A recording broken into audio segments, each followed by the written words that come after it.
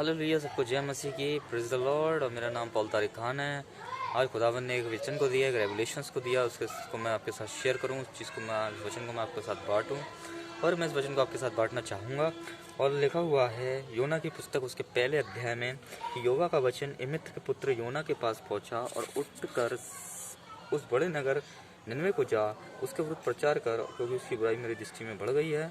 परंतु योना यहोवा के सम्मुख से तर्तीश को भाग जाने के लिए उठा और याफा नगर को बाहर जाकर तर्तीश जाने वाले एक जहाज में पाया और भाड़ा देकर उस पर चढ़ गया और कि उनके साथ यहोवा के सम्मुख से तर्शीश को चला जाए। यहोवा को इस वचन को पढ़े जाने से खुदावन आपको बहुत आशीष दे। हालेलुया। खुदावन ने उसको खुदावन ने उसे निनवे को भेजना चाहा, पर योना तर्शीश को भाग गया। इसमें हम एक सीधी सीधी बात को देखते हैं कि उसने खुदावन की आज्ञा का उल्लंघन किया, खुदावन की आज्ञा को उसने अस्वीकार किया, और जब उसने अस्वीकार किया तो उसे भारी दंड भी भोगना पड़ा। और उसके बाद क्या हुआ, लिखा हुआ है उसके 6वें अध्याय में, तब माजी ने उसके निकट आकर कहने लगा, तू भारी नींद में पड़ा हुआ है, तू क्या करता है? उठ, अपने देवता को दुहाई दे, संभव है कि वे हमारी चिंता करे और हमें नाश होने से बचाए। एक तो उसने आज्ञा का उल्लंघन भी किया, और जब उस जहाज़ में पहुंचा तो वो जहाज़ क्या हो गया, भारी हो गया, और जहाज़ भारी हो गया। और वो जो मांझी थे वो सामान निकाल के उस जहाज़ में से फेंकने लगे कि जहाज़ हल्का हो जाए। पर उन्हें ये नहीं मालूम था कि सामान तो लोगों ने निकाल के फेंक दिया था, पर वो जो विपत्ति आई थी वो उन सामान के कारण नहीं आई थी जिन्हें वो समझ रहे थे, पर वो विपत्ति किसके कारण आई थी? वो योना के कारण आई थी कि योना उस जहाज़ में था। चीज़ों को फेंकने से, निकालने से विपत्ति ठहरी नहीं, पर योना को निकालने के बाद विपत्ति थम गई। हालेलुया। ऐसी सेम चीज़ प्रिय भाइयों बहनों हमारे जीवन में भी होती है। जब हमारे जीवन का जो प्रयास है, हालेलुया, और उसमें हम समझते हैं हम ऐसा करें, वैसा करें, ऐसा करें, और हमारी जो परेशानियाँ हैं, हमारी मुसीबतें हैं, हमारी परेशानियाँ हैं, ये टल जाएंगी, ये ऐसा हो जाएगा, वैसा हो जाएगा। पर क्या होता है, वो चीज़ों को करने से कुछ नहीं होता। पर जो असली पाप होता है, जो असली चीज़ होती है, उस पर ही आपका ध्यान नहीं होता है। कोई ऐसी चीज़ होती है आपके जीवन में, कोई ऐसा पाप होता है जो परमेश्वर से आपको दूर करता है। हालेलुया।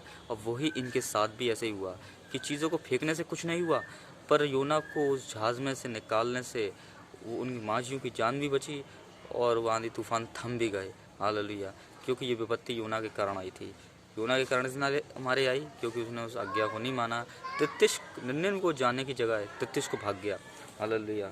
तो ऐसे ही होता है, कभी खुदावन हमें इस मार्ग पर चलने के लिए कहता है तो हम खुदावन के मार्ग को छोड़कर हम अपने अपने मार्गों को चुन लेते हैं।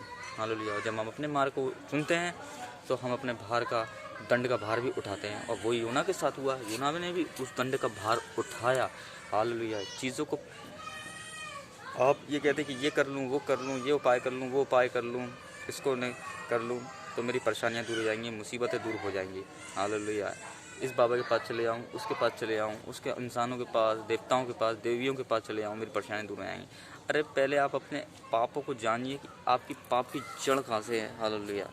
आपके मन के अंदर वो चीज़ बसी हुई है, तो पहले उसको बाहर निकाल के फेंकिए। हालेलुया।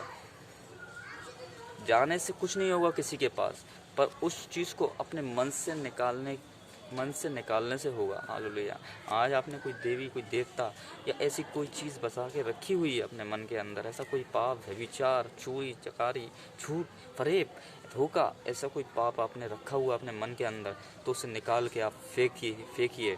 जैसे योना को उस जहाज़ में से बाहर फेंक दिया था, और जहाँ लहरें और समुंदर की लहरें और थम गई थीं, वैसे ही आज हाँ जांचिए कौन सा पाप है आपके मन के अंदर जो आपके जीवन में मुसीबतों का सैलाब ला रहा है, मुसीबतों का तूफान ला रहा है। इस बात को जांचिए, कहीं आपके जीवन का जहाज़ टूट तो नहीं रहा है।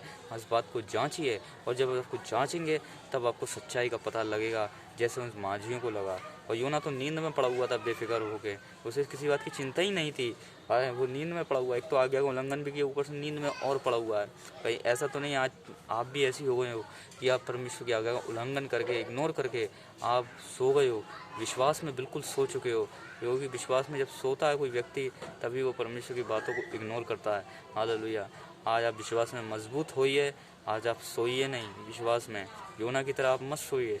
बल्कि आप अपने विश्वास को मजबूत करिए, और जब आप विश्वास में मजबूत होंगे तो आप खुदावन की आज्ञाओं का पालन भी कर पाएंगे, और आपकी परेशानी मुसीबतें आपको घेरेंगी नहीं, पर खुदावन आपको ब्लेसिंग से नवाजेगा। हालेलुया। बस यही संदेश था मेरा।